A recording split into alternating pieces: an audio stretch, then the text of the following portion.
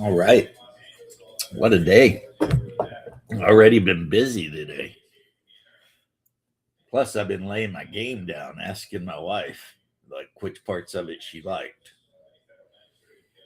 Because, oh, I spelled when wrong. That sucks. So let's go ahead and see if I can rouse my brother, even though I know he was freaking up at like the butt crack of freaking the night playing Conan. Hey, is it Friday already? Damn. I know I'm waiting for my brother in law to come down. He should be down in a couple hours. And I'm pretty excited. I think we're going to have a blast. He's got to go, like, he's down here looking to buy a car, and he needs my wife and I to help as far as the taking him to get the car so that he can drive it back, blah, blah, blah. But yeah, man, I'm excited, even though he is like a super liberal hippie guy. Um, you know what? We just don't talk about politics. And we'll play Hyperborea tomorrow night. And he will love it because last time he was down, he really wanted to play D&D. And instead, I was running Doom. So he ended up, playing Doom, right? And I don't know exactly they hated Dune, but this is an old, AD&D playing hippie. So Dune is those kind of rules and everything. That was definitely not the game he wanted to play. But when he comes down this weekend, since I've got like 50 character sheets already made, and I'll let him look through them and pick whatever one he wants, and get him into the game. And I think he's going to love it because, like I said, Hyperborea is basically AD&D just better. Honestly, it's just a superior version of actually really any version of D&D. Honestly, I know I compare it to AD&D, even though according to the creator, it's not AD&D, it's OD&D mixed with chainmail, and then some evolutionary like modern stuff. But for me, if you play it, you can't help but recognize how similar it is to AD&D style Dungeons and Dragons. I mean, so that's just what I say. Not that I'm arguing with Jeffrey Talanian about his game. He wrote the game. If he says he based it off of OD&D and Chainmail, then Shadow, what is up, brother? Then I'm not going to be like, yeah, I think he's lying. Yeah, it's more like AD&D. I'm just going to be like, okay, but did you get a chance to check out my top 10 movies? I did top 10 movies, which I did scientific method for my top 10 movies. And what I mean by that is instead of looking at the movie and trying to figure out which movie was um, instead of looking at each movie individually that I like and trying to figure out which one had the best cinematography and blah blah blah, I just went through my mind and picked the 10 movies that I have watched the most in my life. And I figured, if I've watched this movie 50 times, then obviously it has to go on the list. I mean, it really is that easy. And that's what I would do with music too. If somebody were like, what's your top 10 favorite songs or bands? How I am going to figure it out is I'm going to be like, well, okay, which bands or song do I listen to or have I listened to the most throughout the course of my life? And that's going to go on the list. I don't like to like put them down in order of like I like this band more than that band, blah blah blah, because I am a flighty little butterfly, and one day, if you ask me the greatest band in the world, I'm going to say Iron Maiden. But then, like, if you wait 4 days, the answer might be The Cure. And then if you wait another 2 days, you come at me. The answer could be, oh, the number one band of all time is obviously freaking Pink Floyd, right? I mean, and that's the same thing with movies too. You know, it's like one day the greatest movie of all time is Blade Runner 2049, but then the next day it might be Event Horizon, and then the next day it might be whatever, you know, Casablanca. The problem with music and movies is so much of it is like, "What's up, Dean Powell? How you doing, my buddy?" So much of it depends on your emotional state.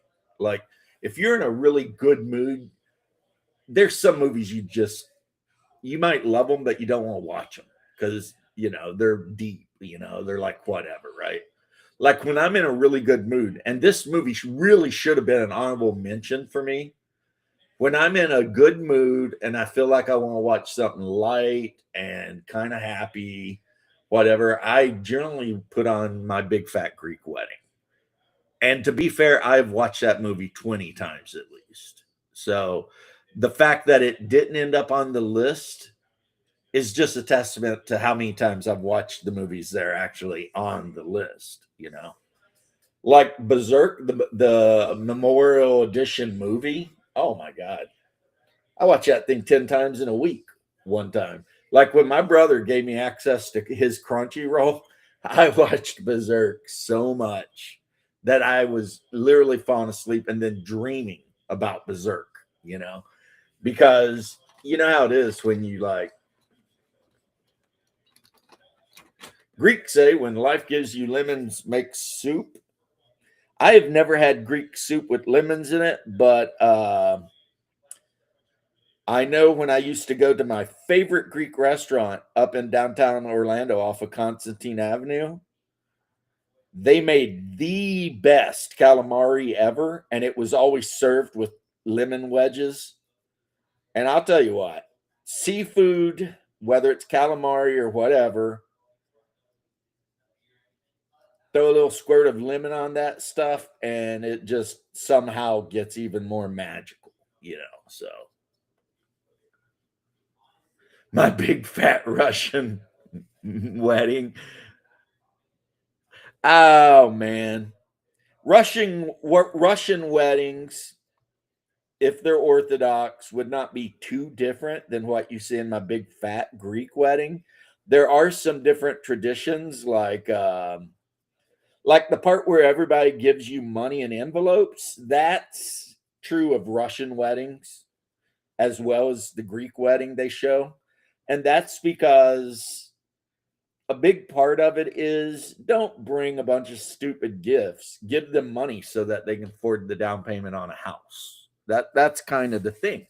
Because with a Russian wedding, and I don't know, I'd have to watch my big fat Greek wedding. They don't specifically state it in that wedding, but they do say a minute later I was pregnant. Well, in a Russian wedding, right, you are expected to knock your wife up pretty quick. I mean, that is the expectation. You get married, everyone gives you envelopes with $100 bills or more in them. And then you take your wife home, hopefully to the house that you put the down payment on, and you knock your wife up immediately. Like, if you do a honeymoon, fine. But I mean, as soon as you get a chance, you jump in that stuff and you knock her up, you get pregnant. And so, where Russians sometimes do this thing I've seen that's a little I didn't see in my big fat Greek wedding is they'll have two boxes and one will be like pink and one will be blue. And they're like, you know, ballot boxes, right? But you slide another envelope with some money in, right? And whichever box ends up with the most money, that's kind of like supposedly what the sex of the child will be. So, you know, if you count the money up and say the blue box gets like $1,000, but the pink box got like 1,500, then that's saying your first child's going to be a little girl.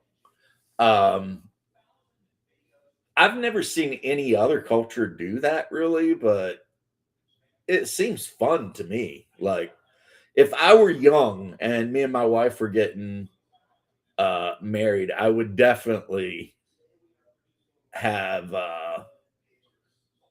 when we were young and possibly could have had kids. Uh, and believe me, it wasn't for lack of trying. But I definitely would have had the pink and the blue box at the wedding. Yeah, 100%. You know, crotchety old. I'm not a crotchety fart, or maybe I am. How you doing, Daniel? What's up? What's new? Yeah, when life gives you lemons, rice and bananas. Well, no, I'm making fun of the fact that Don Lemon got arrested. Uh, Even though if he does end up getting prison time, it'll basically be like a spa resort for him since, he already likes getting, uh, you know, I won't say anymore. We all know what I'm thinking. So, whatever. Uh, and it's important that this happens so that my fellow Americans can realize that the First Amendment gives you the right to stand on a sidewalk and shout hate slurs if you want, but it does not give you the right to go into private property and interrupt what people on private property are doing. It does not. That's not in the First Amendment. And further, it does not give you the right to block streets, and it doesn't give you the right to attack law enforcement. Where these assholes got it into their head that the First Amendment covers them while they're out here doing all these obviously illegal things, you know. And me, I'm sitting here just being like, well, to quote the Joker, you get what you effing deserve, right? You get what you effing deserve. But no, I've never had lemon soup. I have a friend who sometimes can be an incredibly good cook, and he did make me this spaghetti, and the whatever the sauce the spaghetti was made with was very lemony. It was like he actually, took the zest off of all these lemons plus cheese and other things and tossed it all together. And I don't know what the name of the dish is right now. I'm sure I could look it up. But it was such a weird thing because it was so good. And at the same time, it was pasta that kind of tasted like lemon and cheese, it was like this is really weird. I've never had this, but it was good. I liked it. I think my favorite thing about rice and banana speech, the Asian guy being both confused and disgusted. Yeah. The Asian guy sitting there like, why are you fucking up rice by putting bananas in it? Like, just eat the fucking rice, right? Throw a little soy sauce on top of it. I mean, if you want to get really crazy, put it in the fridge overnight and then the next day do some stir fry, right?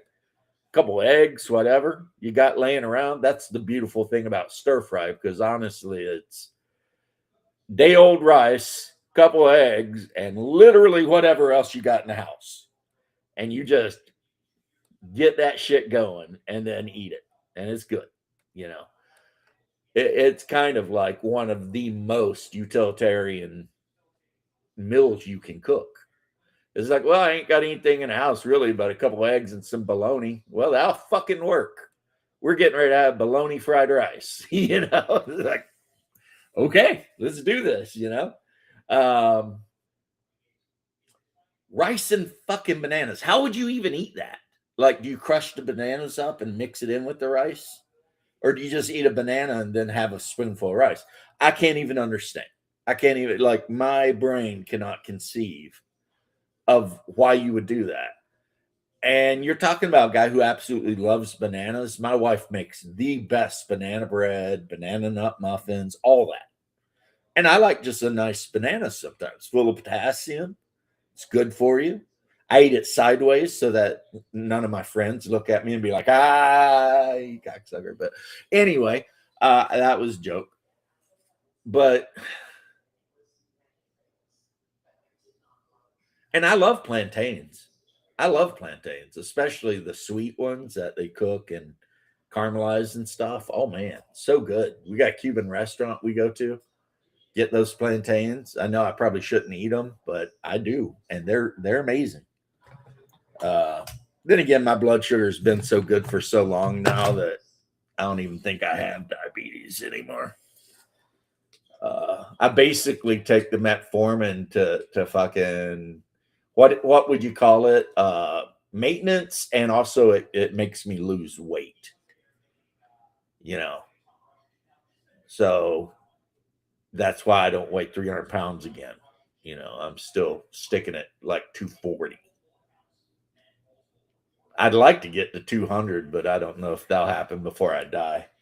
After I die, it'll probably happen, you know, by the time I start withering up like a corpse mummy thing.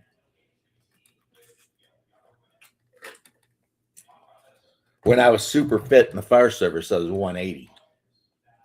6'1", 180, freaking jacked. But, you know, you can't live in the past. So, but yeah, the rice and bananas bitch got arrested too. So there you go.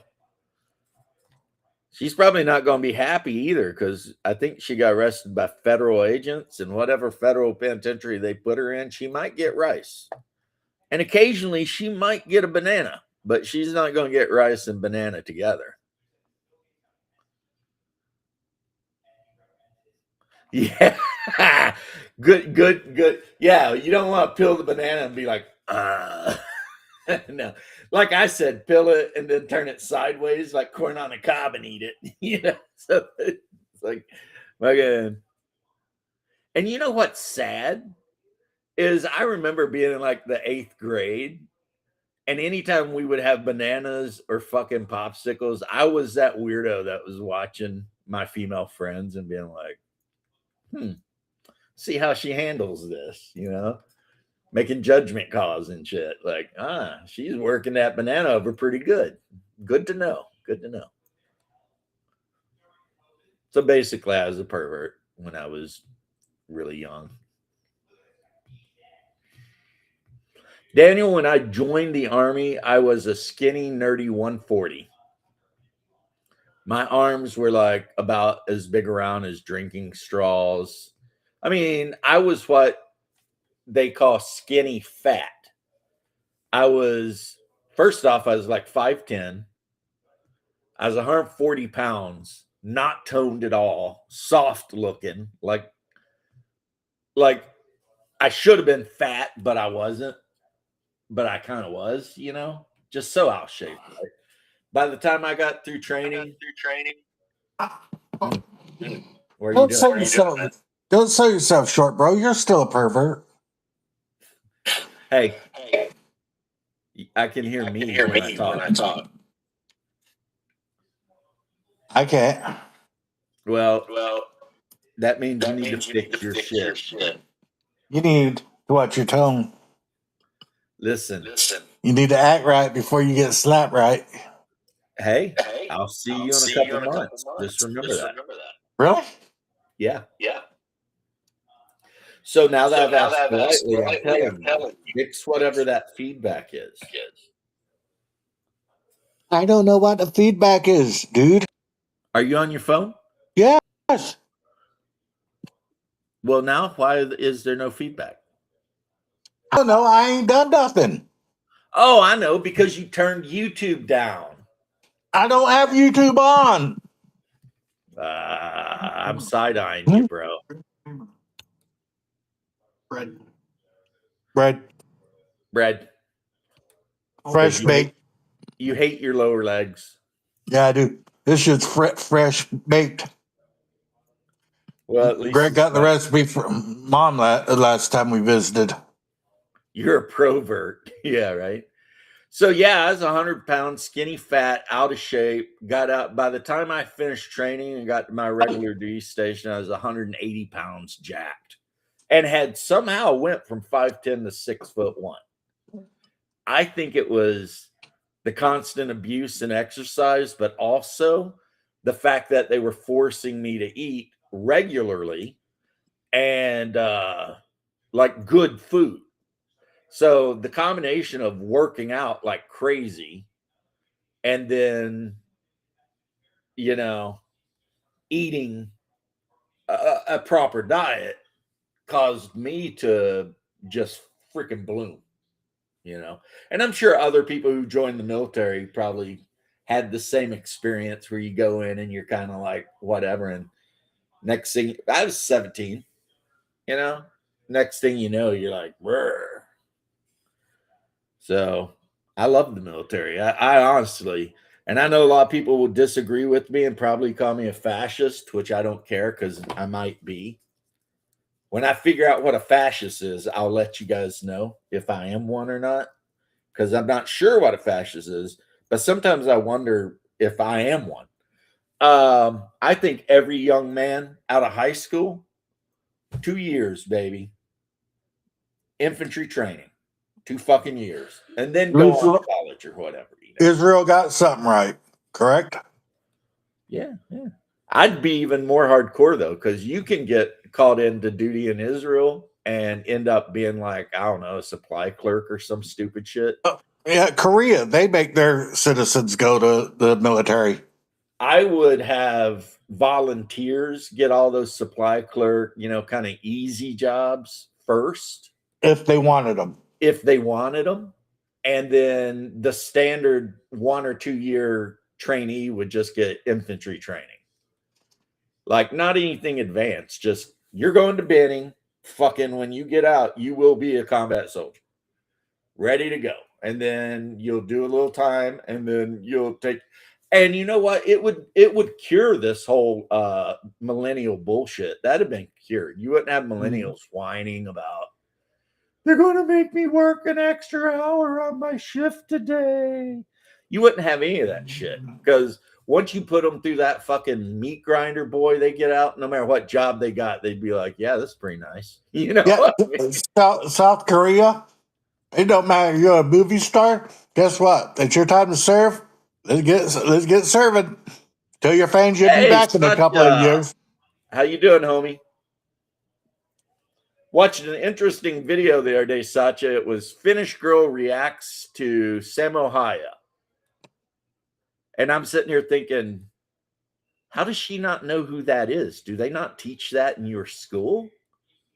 Because the guy's practically a national hero, I would think.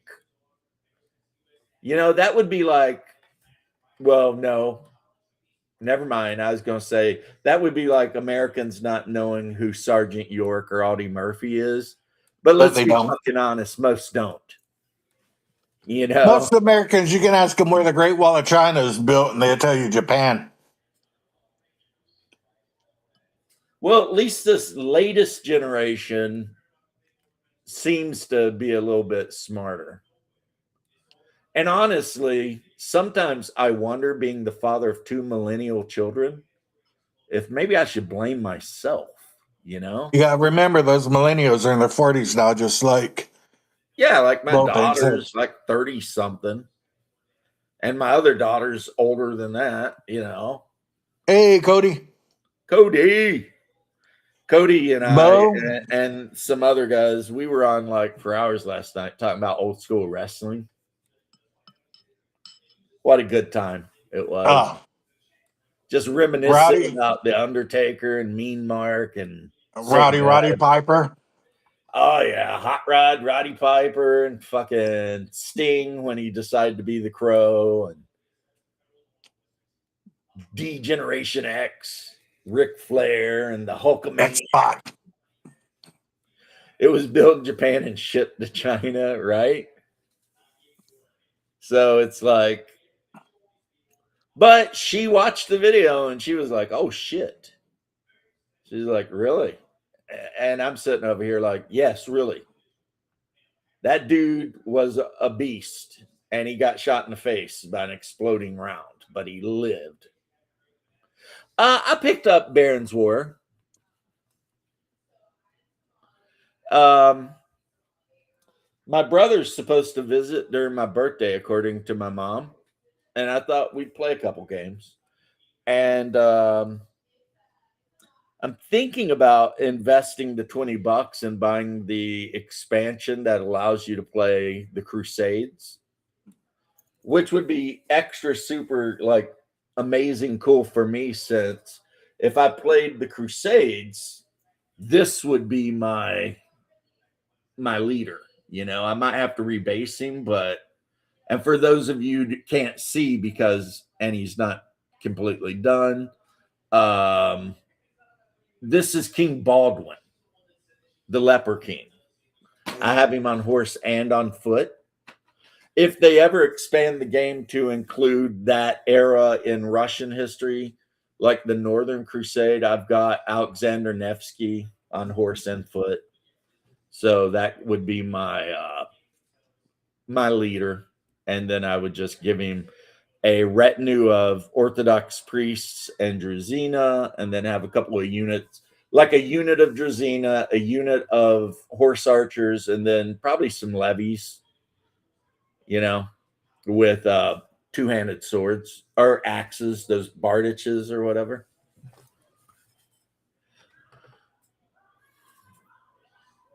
Yeah, War Games Atlantic over the last 10, 15 years, they have upped their freaking game. You know, they really have. Like originally their miniatures kind of sucked, but they were so cheap that you'd buy them anyway, because they're like, oh, 36 skeletons for like, $19 or some shit. Can't beat that, right? And then you'd spend like weeks fighting and bitching over the skeletons because the contact points were so little and they're so flimsy. If you fucked around, you'd break them easy, right? Now, look at some of the shit they're putting out. Their knights and stuff. It's just like crazy, man. Crazy. Warhammer Fantasy Orc Bosses and WGA Guards. Nice. Yeah, yeah. They have a Northern Crusade thing coming out, and so you would either be playing, because they give you little army buildups like choices. So if you're playing like the Order of the Sword, or the Teutonic Brotherhood of the Sword, the Teutonic Knights, you would be fighting against Baltic tribes, Latvians and all that shit. Pagan Poles and Slavs, but then also Orthodox Russia. So yeah, you could even be fighting against Mongolians and shit, because I mean, the whole Northern Crusade, that's kind of a thing, But I've got more than enough miniatures to build Saladin's army at that scale. Yeah, You but know how it's a skirmish game? So I could build Saladin. I could build his Black Watch or whatever they called him. I hope you have fun playing those guys. I would play him against Crusaders if you want to play the Crusaders. I got to be King Baldwin. I mean, I'm not saying you can be King Baldwin, but I might let you be like, some Templar guy or something. I actually picked up a second box of Knights specifically so I can paint them up as Knights Templar. So Nice. all in the white with the red. But I'm going to paint 6 of them up like the Army of Jerusalem, which had a blue cross with the big cross and then the 4 little crosses. Yeah, the Jerusalem cross. Yeah.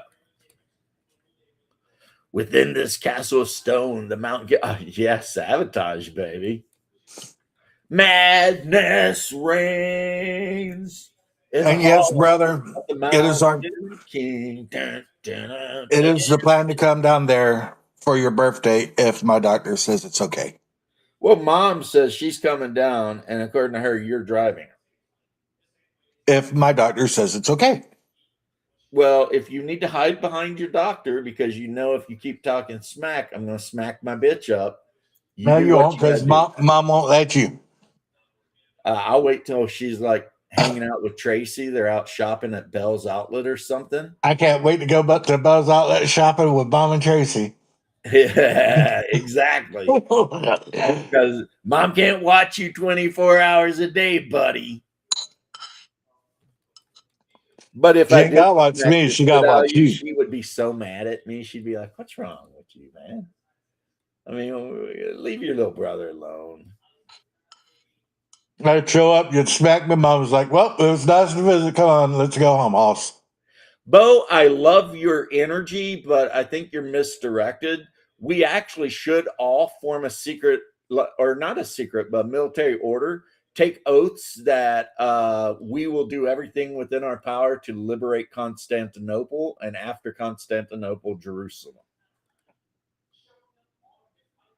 Yeah, mom said I don't have to go. Yeah, just go tell mom, if you make me go down there, my big brother said he's gonna smack me in the head. Mom be like, fine, In all I'll honesty, get my brother to drive me. I'm the one making Mom come down. No, she told me she wanted to come. The reason she didn't come down for Christmas is she wanted to spend it with everybody up there, but she wants to come down and make a big deal out of my birthday. Yeah, me and Mom talked about it, and I was the one who said, "Let's go down for his birthday." He like that. Well, then I want a red velvet chocolate cake.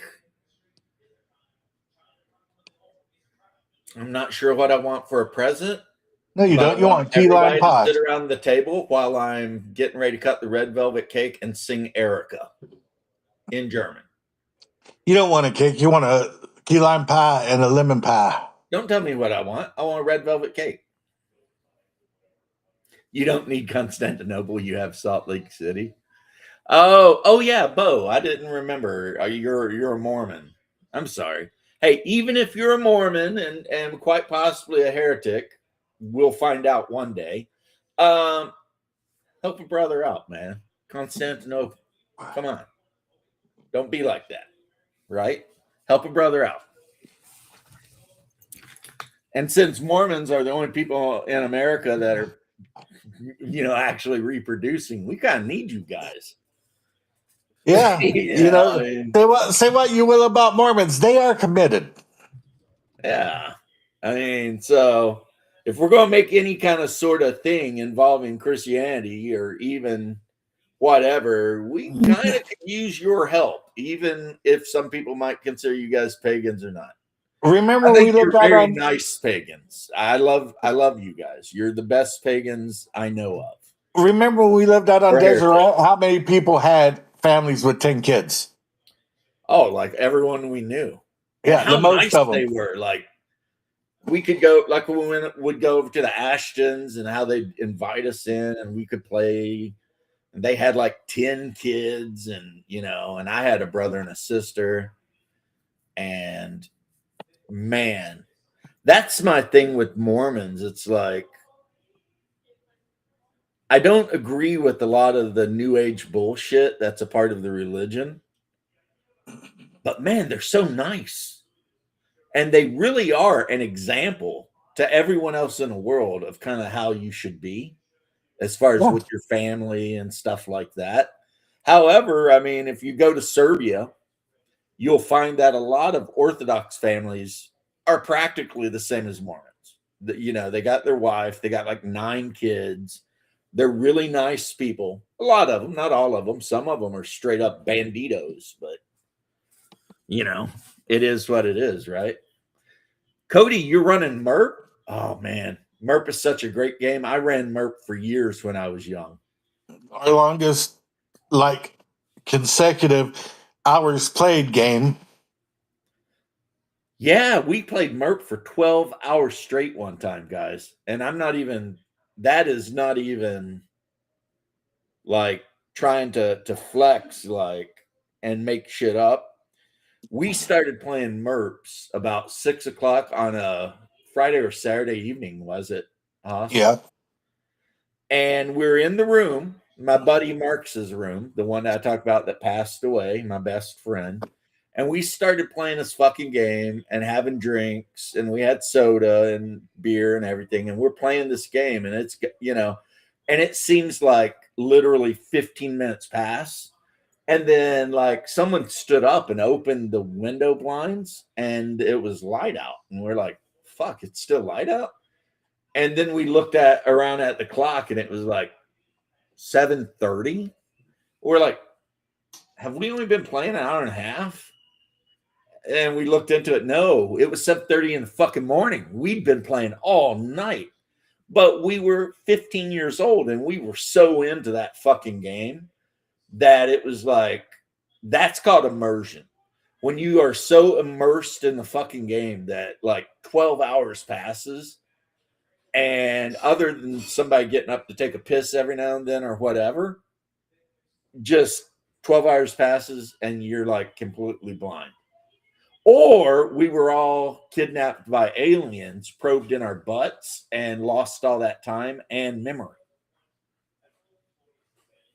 That's another I'm option. going to go for the first thing you said. You're leaning towards the just playing MERPs and being immersed. Yeah. Cody is always 100% welcome on my stream.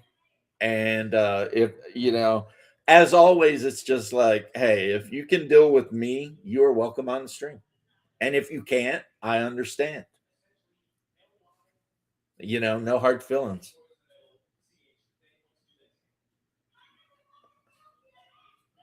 Praedor. Is that like a European game? Praedor? I think you mentioned it once or twice, maybe. We're doing Hyperborean. So far, people are just like digging it. It's like the weirdness of it, and yet the groundedness. It's hard to explain. It's like the world is very grounded in like this almost low magic kind of, and everyone's playing a human of one type or another. But there's like just little things that are just fucking weird, like when you wake up and the sun is barely above the horizon, but you can see Saturn, as big as a freaking, bowling ball floating in the sky above you, and you're like, And it's like I was saying last night, temperature in Hyperborea, it's like the closer you are to most of the coasts, not all of them, the warmer it is. And the further towards the center of the continent you get, the colder it gets until you're literally in the Arctic. Like, glaciers, snow, mountains, vermis, abominable snowmen, Wendigo, the whole 9 yards, just fucking you all up. But if you sail away from the main continent towards the edges of the hex, all the islands out there are like tropical jungles. So if you sail to the Lemurian bit, which is an island that used to be part of Lemuria, and it sank when Atlantis sank, they're very Asian. The people are like 5 foot tall, dark skinned, but culturally they're very Asian. They like sell jade statues. They make wine that they sell to the continent, and dinosaurs literally rampage around that continent, or that fragment of land, So their cities have to have big stone walls to keep dinosaurs out, But there are some dinosaurs they actually make pets out of, like the smaller raptor type ones, but not necessarily raptors, but the little ones that run around. Some people actually train them bitches and make pets out of them. I And was talking. hmm? I was talking to my DM yesterday when I was up at the store grocery shopping. He works as a meat cutter, young kid in his 20s. Yeah. And he was all excited because our new campaign, he's running in Dragonlance. Huh. and he was talking about Dragonkin and stuff like that. How he's excited to have him, and I was like, dude, I like just the original races. But then I was thinking, he's There very should be new Dragonkin in and 5e. He plays 5e. yeah, but if you're going to play the setting. Yeah, he is. And you But gotta let he's him know there are mistaken. no Dragonkin on He, print. I, well, yeah, he's mistaken Dragon Draconian for Dragonkin. Yeah, totally different things. Yeah, we talked about it, but I was like, man, the Because original draconians races, are created from the eggs of good dragons that have been corrupted by evil yes. magics. Dude, who you talking to? I'm Dragonlance King. And I don't even like Dragonlance, but I at least know that much about it. But I was thinking if they would have had all these new races when we first started playing D&D, would we still dislike them as much as we dislike them now? If they had had a lot of the shit they introduced to D&D in D&D when I was a little kid, I wouldn't have played D&D. How do you Mom would know? have bought me the books, I would have read them, and I would have been like, yeah, no. What? And So you don't think I would have went on being a little redneck, going hunting and fishing, you and don't running think that around you would the have fucking liked woods. playing like a cat dude? Because when we started playing like Star Frontiers and you could play the Azrael dudes, that was your jam. Well, playing a like alien feline kind of thing in a sci-fi, that's a whole different situation. But in a fantasy game, no. I don't need all that. If Token That would would have be like written, saying, and you can do this in 5e. Did you know in 5e, if you want, you can play a Uzarian. yeah, I know it's You can five play E's Drow-like too, but bananas. they call them plasmoids. 5 E's bananas. It's just I don't know. I don't like the new Bananas. with rice. Well, I was thinking more of Gwen Stefani, yeah, I know. yeah, This holler shit back is girl. banana. Yeah, but I Because don't a know. lot of these guys watching might not know this, but Hungar is a hollaback girl. I'm not a hollaback girl. I'm a hollaback boy. I don't even know what a hollerback thing is. Me neither. But I It's don't like want to be a what does that girl. mean? It's just I don't know. It's like I But it don't was like the kind of a new catchy races. song back in 10 I years don't ago. like I don't like the new races, but I just decided that I'm just gonna let I'm there to support the kid as a new DM and try to weed him off of 5e. Well, the best thing you can do to support the kid as a new DM is buy him a decent OSR game. Yeah. I would suggest wait until Castles and Crusades is giving away free PDFs of their player's handbook again and get that shit. See, Sanchez knows what I'm talking about. I've got Castles and Every now and Crusades. then, Castles and Crusades will just give you a free PDF. And as I said on my top 10 games, Castles and Crusades is the perfect game to wean someone away from 5e and into the wider world of actual good role playing. I've got CNC too. Oh, you So see there you that? go. You see that crazy Somali chick saying being Somali is not about eating bananas and rice. It's more like, how you eat bananas and rice. Yes. She got arrested. Yeah. Somebody made a meme the other day and it was rice wrapped around bananas. It was like Somali sushi. I have no idea how you would eat bananas and rice, and I don't even want to teach them risks. Well, I'll tell you what, if you're trying to break a new DM from even wanting to ever play a role-playing game, that's a good choice there, Nerdy Ogre. Try to We teach got them the risks. ogre. We got a squirrel. Yeah, we got the squirrel and the ogre.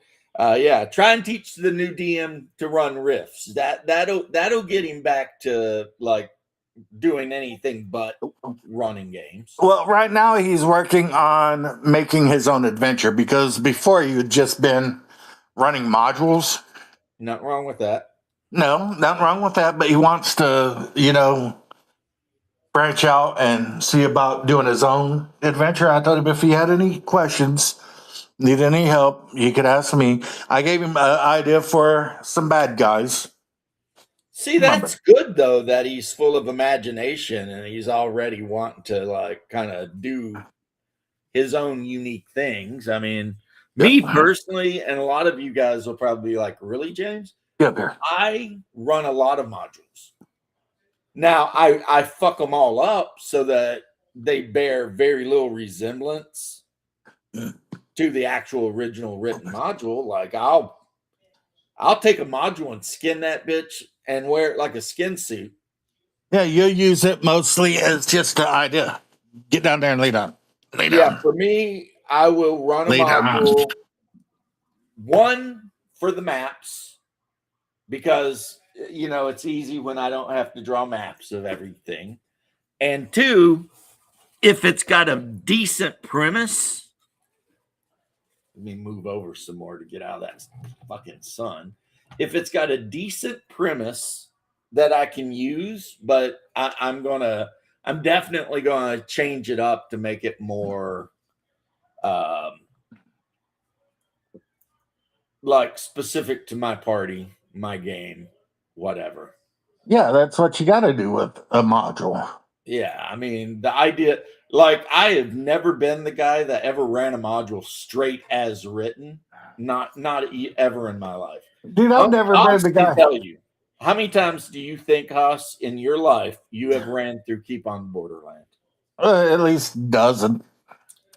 Okay, now how many times did you know you were run through Keep on Borderland? Well, I knew the premise of it was Keep of the Borderlands, but nothing was the same as the time before. Right. Dude, I've made my own modules and then run them through as they were written because players will fuck up a good game system, a good game session. Yeah, but like remember when I started the Kaliningrad campaign? Yep. And the whole freaking campaign was just B2, Keep on the Borderland. Because And then as the players kept expanding away from it, I just kept adding more and more Russian shit. B2 is like one of the best campaigns. B2 or Village of Hamlet, either one of them can be really good starting modules if you just take them for what they are. They're, what would you call that? Not blueprints, more like a suggestion. right. It's like, okay, here's this module. It's kind of a suggestion of what you could do. And so there are parts of it that I like the Wanton Wench Tavern. I like that. I like the frickin' St. Cuthbert's Temple up on the hillside. I'm a fan of the Gatehouse or whatever, but I'm still mixing shit up. They have the best chicken wings at the Gatehouse. That's true. Though the Wanton Wench Tavern, you cannot beat their shepherd's pie. It's a bit tangy, but it's pretty good. Oh, what? My little jokes destroyed the entire conversation? Man. No, I was just sitting here thinking about it. I was like, yeah, you know what? If I had a Wanton Witch Tavern, I'd have some shepherd's pie. That was it. I'm sorry, my apologies. I read the menu wrong. Shepherdess pie. It was lovely. That's right. Well, and then yes, Bear, you jumped in, and now I'm thinking about the fact that I'm going to have a nice Cobb salad with some blue cheese dressing for dinner tonight when my hippie brother-in-law shows up. Well, that's nice. If he wants to go down to our local pub, because our local pub does amazing fish and chips. Squirrel, where? Huh? Then Squirrel said, bear. So I'm like, squirrel, where? Squirrel. But lately, I've really been on the Cobb salad kick. They're delicious. It's a delicious salad. You got your apple, you got your lettuce, you got your tomatoes, you got your little cubes of cheddar cheese. If they do it right, I'm telling you, it's a nice salad. Yeah, you got. Well, they add some bacon, avocado. Oh my god, that's not a Cobb salad anymore. That just sounds like an orgasm in my mouth. A couple of like. You're used to those on Friday, ain't you? Well, hanging out with Shadow will do that to you there, Haas. I mean, I started beef stew last night, and it'll be done today. Well, it's done now because fresh bread was done. I made the beef stew that's without not beef stew. That's just you boiled some beef until it fell apart. No, it's beef stew, and that's the consistency of gravy. Yeah. And I didn't put potatoes in because we're having carbs with the Yeah. bread. Paul. Yeah, I'm definitely starving, Paul. You can tell by looking at me. I could fall over from hunger at any minute. But Any they minute. call me hungar. But my hungar was stated from the cheeseburger of density. Listen It's to the true. song. It's true. The song tells the story and how he, the ketchup comets and all the rest of it. It was pretty Right. creepy shit. No, Burp. no, I'm just looking forward to the Cobb Boo. salad. I went like years where every time we went to the pub, I got the pub burger, some onion rings and maybe a Moscow mule or something to go with it. But lately, I've been just doing Cobb salad and Listen, I'm a unsweet big fan tea. of a Moscow Mule, but you got to pay extra for it, and then there's all the cleanup afterwards. And really, do you want to be getting a Moscow Mule at dinner? I mean, that's kind of rude to everybody at the table to be getting that. You know what a Moscow mule is. Don't play Oh your yeah, no, games it's with absolutely it's me. great. It does involve a strap on, but no penetration. It's a weird thing. It's a frozen copper cup with vodka and fucking ginger beer in it. Get out of here, you. My All new right, favorite bye. drink. See you, everybody. Thank you so much for letting me play No, around. I'm I'm told to get out of joking. Don't here. get out of here. Bye. My favorite drink is Negroni now, just because I like to say it. Nick, You know what, brother? When we did Moscow, I got a few mules. I gotta say, they were thick girls, brother, but they knew what it was to be Hulkamaniacs. Oh man, his daughter's a mess too. Yeah. But anyway, yeah, the fact that you're helping the guy who's trying to be a new DM out, that's actually really cool of you. The fact that he's running 5e, you can wean him off of that over time, just don't push. Wait until he realizes 5e sucks and then be like, hey, there's this game called Castles and Crusades. Have you ever heard of it? Or There's this game called if you want to Valorous. get really nuts, you could loan in your Valorous book I bought for you and be like, have you ever looked at this? This might be something you like. I'm only saying that because Bear's here and I don't want him to feel like sorry, I missed that. What you scratching my ear so I couldn't hear you? I said you could slide him the Valorous book and say maybe you like this. You know what I would tell you, brother? I would say you're gonna want to wait. Because in the spring, Valorous Revised is coming. It's using a slightly different system, brother, but everything else stays the same. Yeah. This is no longer an impersonation of a specific wrestler. This is just my generic wrestler. Greetings, programs. Ooh. Incoming game. Incoming game. Oh, me and my wife were just talking. I was saying, what if you took some really good hot dogs and sliced them up and then mixed them in with a little chili, right? And then put them in a casserole dish and covered the whole thing with like onion and cheddar cheese, and then covered that with like tater tots, and then just put it in the oven and let it cook until those tots got really crispy. Ew. Tater tots are gross. Tater tots are awesome, Bear. You shut your whore mouth. You shut your whore mouth. Give me a nice fucking twice baked potato any day of the week over. Yeah, but I'm talking about making a chili dog casserole. That would be badass. You could do something else. Like I don't like. Look, I like fries. I like taters. I like wedges. I love potatoes. I'm fucking 1/3 Irish. I can't help but love potatoes. Yeah, right. It's in your blood. But I find tater tots are just like rolled up hash browns. You know what I mean? Yeah, but like if they were just made of like solid mashed potato and then deep fried until they had a nice crispy shell around the mashed potato, that would be fucking tight. That would be good. Dude, you can buy those down here in like any convenience store. Every tater tot you get here is that fucking cubed up tomato reformed into a bulb, Did you know that tater tots actually full name is? You can buy them in like any convenience store that has like the little buffet hot bar, whatever, and they're like mashed potato balls wrapped around seasoned hamburger meat and then deep fried until the outside. You know what I'm talking about? That's just fucked up. That's called Papas de Rios. Yeah, it's like a Mexican thing. You can get them Puerto Rican. I'm talking about you take your fucking mashed potatoes, all right? You take your taters and you just you make them into a ball, Maybe put a little seasoning on the outside with a little bit of cornstarch to give them some crispiness, and then you deep fry that until it's a nice golden. Now throw that in a fucking bowl, right? Put a little fucking cheese on top and some good chicken gravy, brown Gosh. sauce, and you get yourself a fucking amazing fucking poutine. Just saying. For real, Irish guacamole is Kilconnen. I seen something like that, Bear. So this guy got mashed potatoes, put it in a piping bag, and put a cheese stick in the middle of it, right? A mott stick. And then he sprayed it out with a cheese stick, was covered in mashed potatoes, and then he deep fried that. So he had deep fried mozzarella, covered it in golden brown, creamy mashed potato. It's time to, okay, you know what? Fuck all y'all. I just woke up from a nap and I don't eat for another 2 hours. And I'm just like, keep talking because I want to eat this fucking vape. Yeah.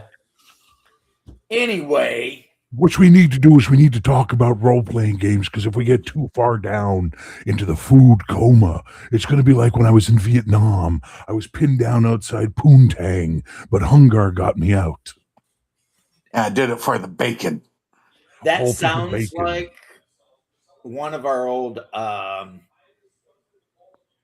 advanced recon games. Oh dear God! Poontang 1, 2, 3. No, seriously, Hungar and our buddies, we played some fucking advanced recon. Let me tell you. My name was Tyrone Katunga Brown, big black dude from Mississippi who was the pig gunner. Yeah, he carried the 60. And I was this skinny little dude from fucking Kentucky. Probably Kentucky. And I was the point man. With a freaking Confederate flag tattoo. We were best friends in the game. Yeah. And I carried the M4 Colt Commando, the little short carbine. That's all the people need to know. We played Twilight 2000. And a character from that eventually came over to Final Edge. Was my buddy Seb, played a guy. His name was Sergeant A.J. Dewey. Everybody called him Bad Mother because as it was written on his helmet. And Bad Mother was from Savannah. Oh, nice. And it was Sergeant A.J. Dewey. And I was the Savannah's nice. I love Savannah. And we walked through fucking Poland together in Twilight 2000. And then our fucking we found a helicopter. We got really excited because it worked. We got it running. And then suddenly we were being chased by a fucking Soviet Hind. And I was the door gunner with my M60. And then the fucking the pilot does the Huey shuffle, right, to try and avoid getting hit. And he makes me make a fucking whatever the fuck it was in that game check to not fall. I'm like, motherfucker, there's a belt. He goes, you didn't say there was a belt. You fucking cunt. So my character fell out of a fucking helicopter. Door gunners have died. Belts. Yeah, well, he decided I didn't. We were in high school. What do you want? And I fell out of the fucking Huey and splatted all over the fucking rocks in some Polak river.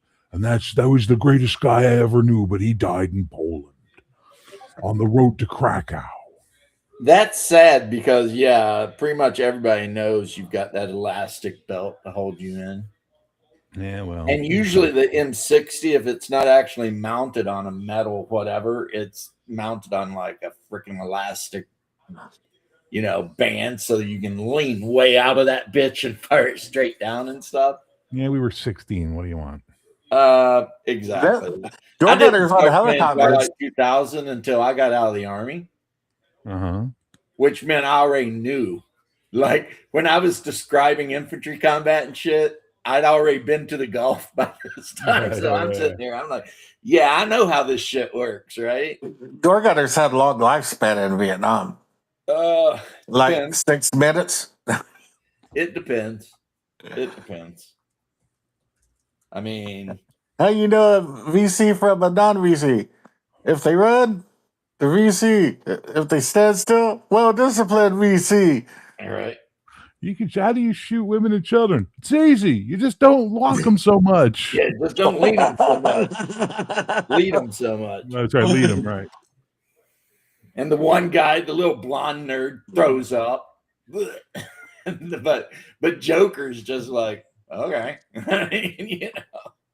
Private Joker. Why are you sitting on your helmet? Born to kill. Yeah. Why are you sitting on your helmet? Because if a bullet comes through, I want to keep my balls. Oh, you're talking about when they're going in on the beach? And the one guy starts laughing, but then he like stops laughing and slowly puts the helmet under because he realized, yeah, because I don't want to get my balls shot off. But anyway, yeah, I mean, back Oh to shit, Catherine O'Hara passed away. oh, that's sad. Yeah. Back to the whatever. Yeah, modules. There's nothing wrong with using modules if you're willing to. There's just, I mean, full stop. There's nothing wrong with using a module. If you like the module and it fits your campaign setting, use the fucking module. Who cares? If you're like me and you're going to change shit up all over the place, and because I've got some douchebag players at my table, some of them that'll like, if they think I'm running a module or I let them know I'm running a module, they'll go out and get the module. So I got to change everything anyway. That is scummy. And there are people who do that. So, you know. So, yeah, I can never run like a module straight out of the box because there's somebody at my table I know for a fact that will end up figuring out what it is and going online and reading all about it or some shit. And every now and then I can catch this one particular guy who I love to death, and I'm really glad his cancer's in remission because I'll have changed something in the module, and he'd be like, when I describe it, he'll be like, wait a minute, what? And I'd be like, oh, yeah. And I'm like, why? Why do you ask? No reason. I, on the other hand, even when I know. Read the module, and you thought that things are going to be a way, but they're not that way. And even if I know you're running a certain module, I keep my mouth shut about it and just play the game. Yeah, you're good about that. Even if you know whatever I'm running by heart, Haas will just keep his mouth shut and Hungar, play the game. Hey, Hungar, crazy idea. Next time you play in a game with me, pretend I'm your fucking brother and be a good player. Okay? I told you I was going to do that already. Sound good? Sound good? Yeah. Nice. Jesus Christ. I'm going to fly down to wherever you fucking are, tripod, and put you in a fucking sleeper hold you ain't never getting out of. The horse is dead. Quit beating it. No, I'm beating it. I'm going to beat that horse back to life, ride around the fucking barn a few times, and then beat it back down. That's what I'm going to fucking do. You're going to beat that horse like it owes you money. I'm going to beat that horse like it's fucking my wife. That's what I'm going to fucking do. Beat it like it stole your bike when you were a kid. I'm going to beat it and call it names. That's what I'm going to do. I'm going to call it Dumpy and Stoopy and Smelly. No, I think Toby's the name you're looking for. Toby? No, I ain't going to do that because that'd be racist. Not really. You can have white Tobies. I ain't doing no roots bullshit in this one. You can just fuck off with that. Roots is not even real. You try, man. You try real hard. I get it. You get your little goofy fucking gremlin grin. I understand 100% what you're doing over there, but I ain't taking your bullshit no more today, son. Fine, I'll beat it. I'll beat it down and call it. Beat it however you fucking want. But just don't beat it in public because ain't nobody wants to see that. I don't give a fuck. Hey, Shadow, what's up, brother? How you doing, Shadow? Hey, I just want to show you guys something. I just got this in the mail. Oh, go fuck yourself. Jesus. Hold on. Deadlands. And it, I backed the Kickstarter, and I, of course, it was a Kickstarter. You're going to back it, right? Yeah, we all know this. And I told you I thought that this was like the woke version or whatever you want to call it, but I might be wrong about that. I told you that it's entirely possible. It's just a reprinting of the original for the 20th anniversary. It appears, why would you do a 20th anniversary version of a brand new game? Well, I don't need it because I've already got the original, but it appears to be like considerably thicker, so there could be some added info. I haven't read through it. I mean, I just got it, but it does have the best part, which is the forward by none other than Bruce Campbell. Hell yeah, Briscoe County Jr. So, like I said, there's a good chance that I got something cool instead of something lame. Now, just look at the timeline of history, and if it says that zombies showed up during the Battle of Gettysburg and fucked everything up, then you got the good version. It does mention the war and the Confederacy and things like that, so that's a good sign. You just got the 20th anniversary of the original bit. Shadwell, good job, why is it so damn thick? I mean, it's Chadwell. like twice the thickness. Yo, Well, maybe Did- they added the referee's guide to the player's guide. that would be Or maybe sweet. they wanted to make sure your experience was really happy, so they went for extra girth. Did And you it came with 2 They prints. gave you some Elizagirth with that one. Enjoy Did it. you get your- Boring. did you And get your four- up dog? My what? Your up dog. What's that? No, What's don't, not- don't, what's up don't, with you? don't. Oh, Did you what's get up, your dog? up dog? What's up, dog? Done. What's up with you? Dog. And it came with these 2 prints and 2 weak ass bookmarks as the stretch goals. And I'm like, Hi, ladies and gentlemen. If you're watching right now, you're going to watch the most amazing thing you've ever seen in your life. Shadows spurging about something and not listening to others. James is already off on whatever topic James is running with. And Hungar's trying to wiggle in and do some comedy. Let's watch what happens. No, I'm just waiting for Shadow to have received what could be one of the coolest things ever and begin slowly tearing it apart and telling us how much it sucks. just, I You mean, get the reputation, Continue on, Shadow. I hate to Shadow. break the Let news us to you, know how brother. much it sucks. guys, they charged us almost $100 for this. Okay. You're the one who signed up for it. You didn't have to pay it. It was a Kickstarter, not a. Shadow, If you I backed don't buy this, the your Epic- peanuts fall off. Hold on, Oz. I backed the Epic All and Everything Tauslanta Kickstarter. I want to hear you whining. I really don't know what that entailed, but Was it that I'm bad? trying to look- What'd they do to you? It's absolutely amazing, but it was super expensive. It came with a whole book that I didn't want, which is the book that converts Tauslanta to 5e D&D, Oh dear God. Okay. Take it. which I just immediately tuck out and put another book in the slipcover. I'll take it, man. I'll give you my mailing address. I'll take that book. I mean, they did a great job of it, but I don't want to play 5e if I'm playing Tauslanta. But Shadow, it sounds to me like I'm envious because you probably got a really cool thing there. Yeah, I would I'm admit gonna I take am a look- envious as well. Yes. I'm going to take a look at it, and I'll tell you what, the good, the bad, the ugly. I'd You rather know, I'd some rather men have die the of old thirst, orange, other men drown. Player's Guide and Marshall book on my shelves. Just saying.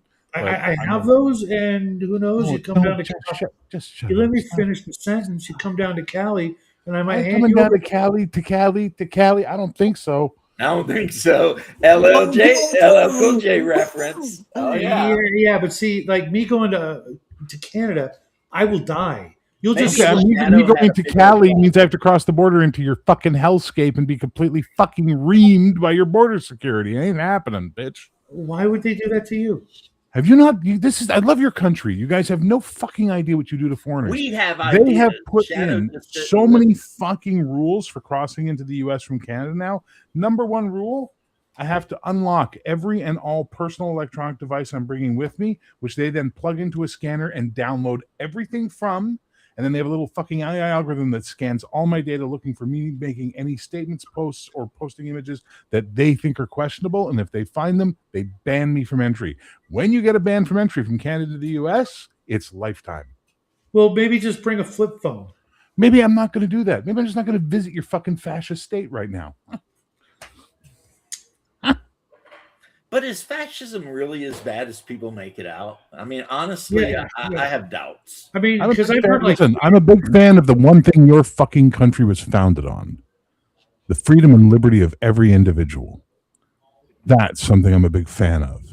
If you want to say what I'm a fan of as an American, I'm a fan of a 1776 fucking America. I'm a fan okay. You want to be of political America. there?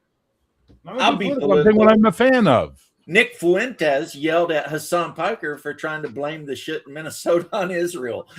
I didn't know What? how to take that.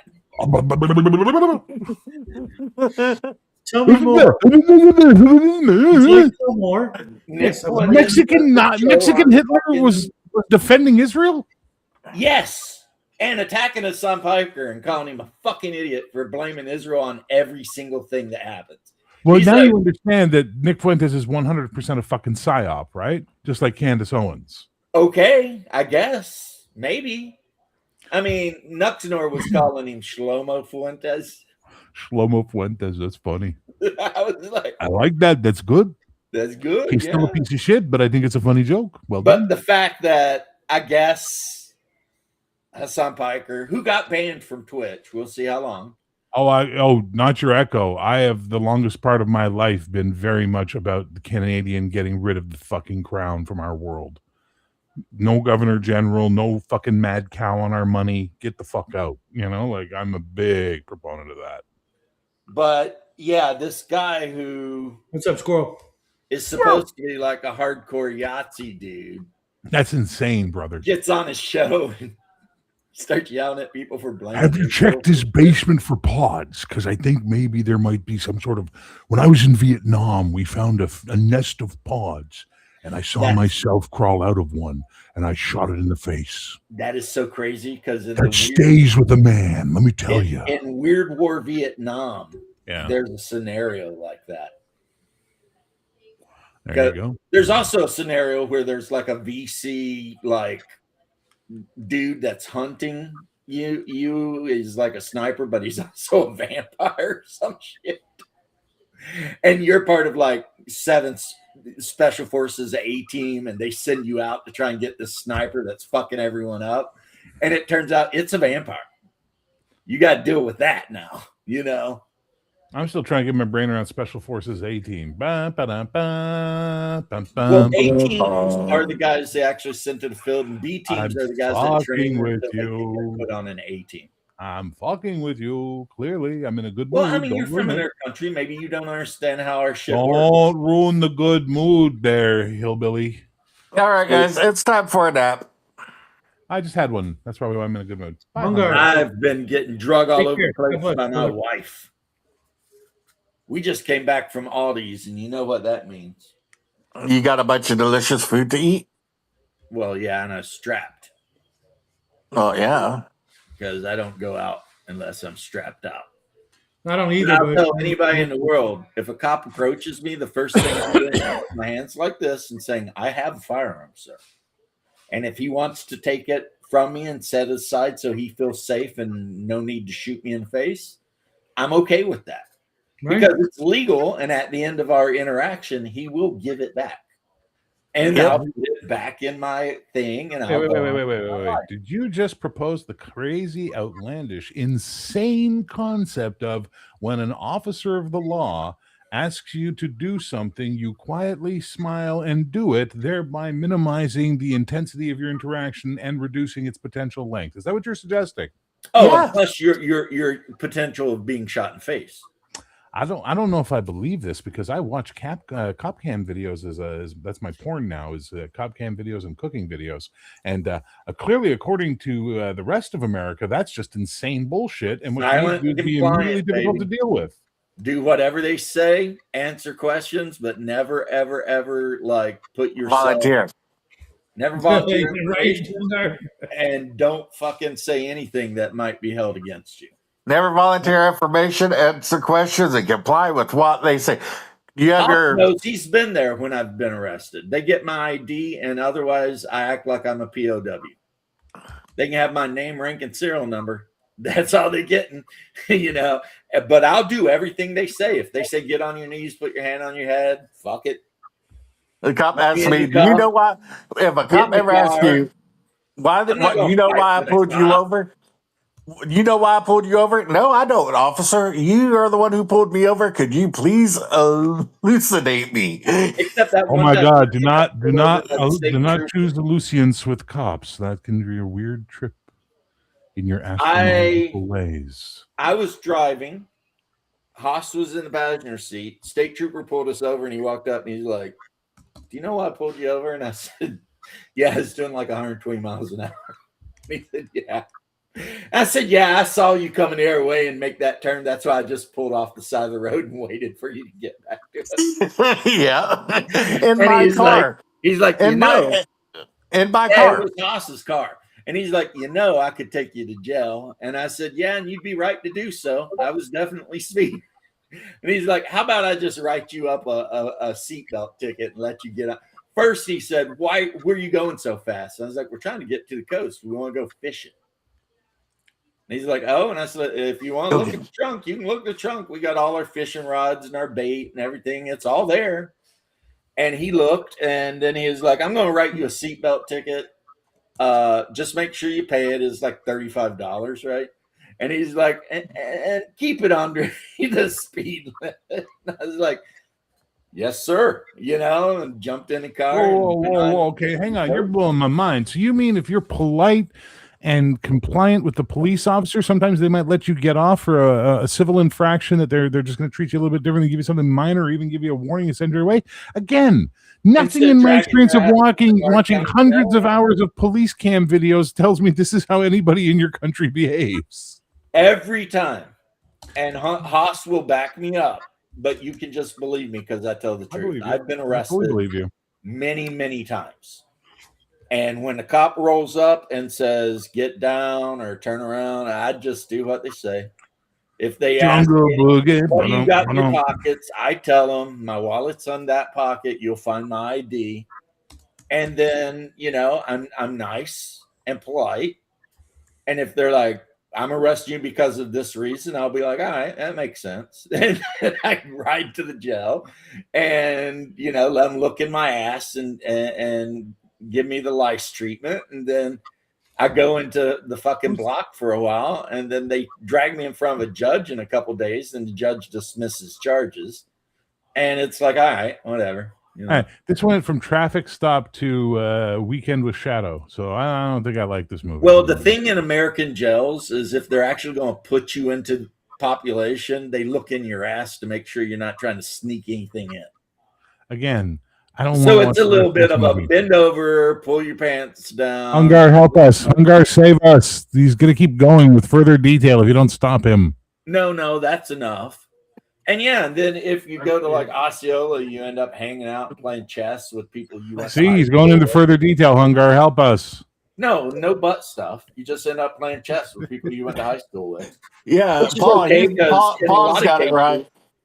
In a lot of cases, right. High school with cops too. So I thought what you were supposed to do on Paul. I thought it was you're supposed to say what, and just keep repeating the same thing over like you were 12 years old. Like I thought that was the way you were supposed to do. I ain't do nothing. And then your grandma, after you get shot in the gullet, your grandma will show up and say, you were such a good boy and you're working so hard to get your life together. And, you didn't do nothing. My buddy said it best. He goes, isn't it amazing how during Black Lives Matter, they kept demanding all cops had to have body cam footage so they could prove how fucking brutal the cops were too. So we gave it to them. And all it proves is that people are assholes to cops all the time. Yeah. I don't get it because that backfired. That kind of fucking backfired a little bit. There's two options here. One, you're dealing with a cop and he just wants to do his fucking job and go home. Or two, you're dealing with the bully cop that got his ass whipped in school and has a chip on his shoulder. And the best way to deal with either version of that is be polite and just do what they say. Yep. Because the one guy, he might let you get away with a little bit of tomfoolery. The other guy might pull his club out and beat you to fucking death, So it's like, I've learned over time. I'm pretty wise when it comes to getting arrested.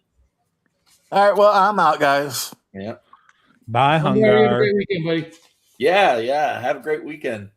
And you're right. It is amazing that nice. It is amazing that people in America are so stupid, some of them, that they don't understand these basic things. Like, he's a cop. He might be the guy that got bullied in high school, so now he's automatically going to have a nasty attitude. He's got a gun. And when you start fucking around with gunplay, that's a for real permanent situation. Don't you remember when Chris Rock said never make a cop run because if he catches you, he's bringing a beating with him? Oh, yeah. You're just going to get your ass whipped while you're tired. That's all that's happening there. No. And it's like, that is the weirdest thing. They run up on these dudes who are armed to the fucking teeth. And it's like, it might be a 1% chance, but if that 1% comes up statistically and you get shot in the head, guess what? There's no oopsie daisies, oopsie poopsies, takesy backsies on that shit. That's permanent. You're fucking gone. And that's how I view life, man. I just try not to do shit that will possibly. Ooh, Don Lemon got arrested. You didn't know that? Oh, that was like first thing this morning, man. That's huge. Hugely amusing. Well, he'll enjoy. If you don't have to actually fight, you can always get your cards turned off and get a new ID. But if you fight about it and they shoot you, then you don't got to worry about it now. You're going to the grave. Yeah, they only arrest future astronauts. That is so hilarious that somebody unironically posted a picture of George Floyd dressed up like an astronaut with a what could have been. It's like that dude was 50 years old. If he ain't an astronaut by the age of 50, he ain't ever going to be. 50. Try 30. Yeah, they recruit those homies from the Air Force. They're fighter pilots, most of them, and the top of the top. They don't just grab some random dude off the street and be like, yeah, you're going to fly a $1 trillion fucking spaceship. I'd rather be judged by 12 than carried by 6. That's it, baby. You understand, Squirrel. But charges dropped by the end of the week. Yeah. Who are we talking about? Lemon? Yeah. Possibly, maybe. We'll see. I know one judge tried to tell him to drop charges or let somebody out of jail for some bullshit, and the DA told that judge to go fuck himself and kept him in jail because the judge was like a lower court judge and he was trying to be, a leftist and be like, let him out. They were like Black Lives Matter activists that got arrested. And yeah, the federal government is like, no, we're not going to. We'll take you to court on this. My buddy and I were talking about this today. When we were out running errands. Nice, thank and you, baby. The whole thing with that guy Pretty, he was a fucking moron, but he didn't deserve to die, right? Like that's pretty fucking intense, getting killed. But the easiest way to stop all this shit from happening, because I watch a lot of these fucking protest videos now, is all Trump has to do is come out and say, we're introducing new legislation. It's a great legislation. If you protest and they're doing their job, you have to be 25 feet away from them. If you go within 25 feet of them, you're considered breaking the law at that point in time, and they will treat you as a criminal. Done. Not saying you can't protest. I have two statements. Don't get in the way of them doing their job while you're protesting. Right. I have two statements about what you said. One, it wasn't a pity that he died. He is a traitor. He deserved it. No. Absolutely. If he's willing to fight federal agents, I'm not going to argue with you. I'm just going to disagree with you, okay? Oh, that's fine. Here's my point of view. If you're willing to fight federal agents to try to keep illegals in the country, you're a traitor. I don't care if you get shot. Okay, cool. Great. I disagree. I'll leave it at that. Two, they have been arresting the fuck out of people lately. I know. Because now Minnesota police have been forced to actually get involved. It's so crazy how they arrest people, too. I was watching them, and these maniacs are out here banging shit around, and a cop just gets on the bullhorn and says, you are all now under arrest. Take a seat. Yep. And it's like, and they just sit down. You got to take the timer. You got to take the timer back. You got to take the timer back 12 minutes. Like, in 12 minutes, anyone who is not dispersed will be arrested. I'm like, right. And so the 12 minutes. Give them 12 minutes. What a weird time. 12 minutes. Why 12? Why not 15 or 10? But yeah, he told them in 12 minutes, if you have not gone home, you will be arrested. I can answer that. I can answer that. The mic and said, you are all now under arrest. Sit down and wait for. And the people were just like, so now Tim Walz is double fucked, or as certain people would say, proper fucked, because the right side hates his fucking guts, but now the hard left hates him too. But I watched the video, and the cops just walked up to these people sitting down and zip tied their asses up and chucked them in a small bus like the retard bus, and away they went to jail. And it's like, there you go. That's all you needed. That's all you needed. It never had to be fucked up. Nope. But, and Bear, I get it. You're a lot more empathetic dude than I am. No, I just don't think anybody needs to lose their life over this type of bullshit. This is bullshit. See? This is the thing. That's And it doesn't nice. and it's all nice You're and a well and nice good to guy. sit there and say, no, listen to me. It's all well and good to Steely-eyed sit there and missile. say he deserved it, he was a traitor, but you have to look at the political blowback from something like this and the social blowback. And that's where we get into trouble. Because this is the kind of catalyst bullshit they use. Look, did we learn nothing from George Floyd? Did we learn nothing from that? Clearly Well, not. here's the thing. If people riot and carry on because you shot this dude, you shoot them too. Eventually, they realize that rioting and carrying on is a bad idea. I know you're thinking, wow, that's pretty fucked up. But I mean, look, man, it is what it is.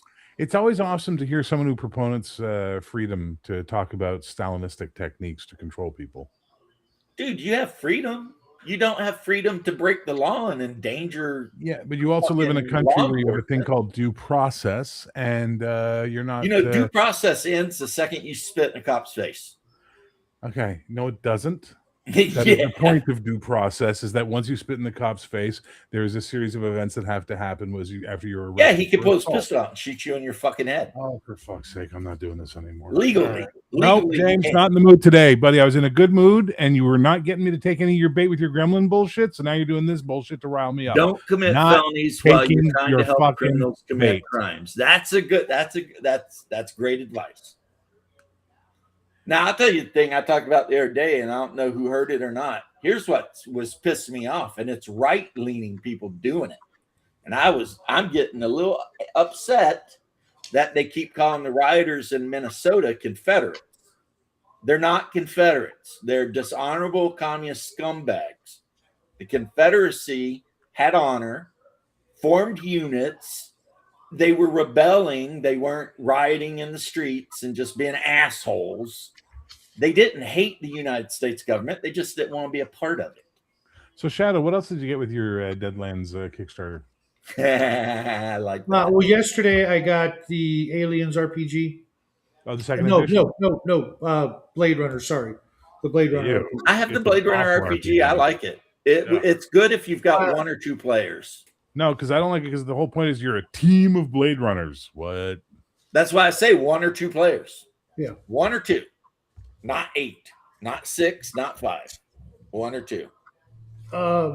With the room for other skilled assistants. You know, I was talking about the show Lucifer. I guess if you got somebody at your table that wants to play a forensic scientist and just Exactly, hang out back like in the the fucking cute police Latina station.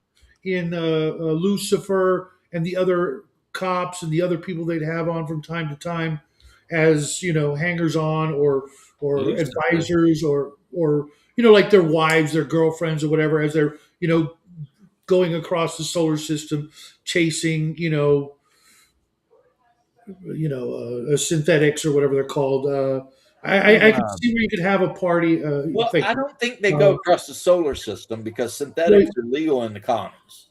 They're the only. But if you're chasing a specific one for a specific crime, I could see I could see leaving Earth for an adventure or and two. in the Blade Runner game, they're not even illegal on Earth. You're only going after synthetics that have actually done something fucked up. That's exactly what I just said. And No. Replicants are banned from Earth. You not are in not the role allowed playing to game. have, in the lore of the fucking movie, it clearly says so. Well, you obviously, my dear beloved Canadian brethren, haven't watched 2049. Because had you watched 2049, you would realize that Ron Gosling was a fucking replicant. I saw 2049 in the theaters, but I'm talking about Blade Runner, the original Blade Runner, which is all. Well, the game is based on 2049. Well, then they should have called it Blade Runner 2049. Yeah, one of the characters you can play is literally a Nexus 9 or some shit like that. Oh, fuck. So you start out with better attributes than a human, but you're fucked because you're a replicant. So you got to go through the,